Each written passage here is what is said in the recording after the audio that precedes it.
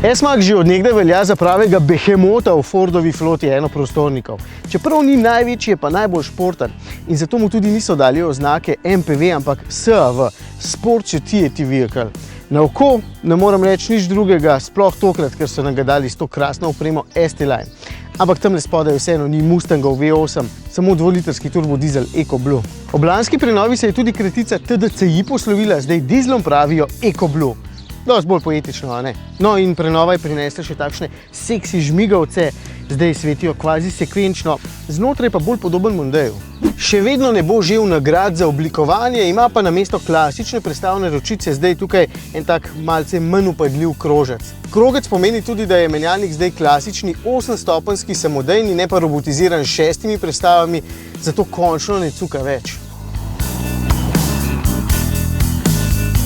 Udoben je še vedno, ima tudi pameten 4-kolesni pogon in posodobljen električni servoojačevalnik krmiljenja. Ta naj bi celo upošteval bočni veter in volan se aktivno trudi zmanjšati neprijetne vibracije. Tukaj, na obroču, kaj pa vem, res je nekam miren.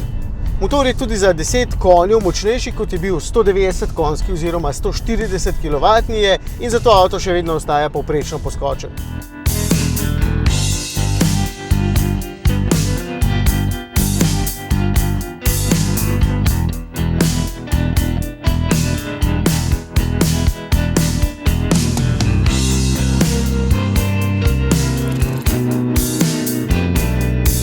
S-Max skratka ostaja avtomobil za vse tiste, ki imajo ogromno podmladka, zadaj lahko dokupite 2 dodatna sedeža, ki pa odraslih ne morete sprejeti in v njem je res malenkost bolj športno vzdušje kot pa v nekaterih tekmecih.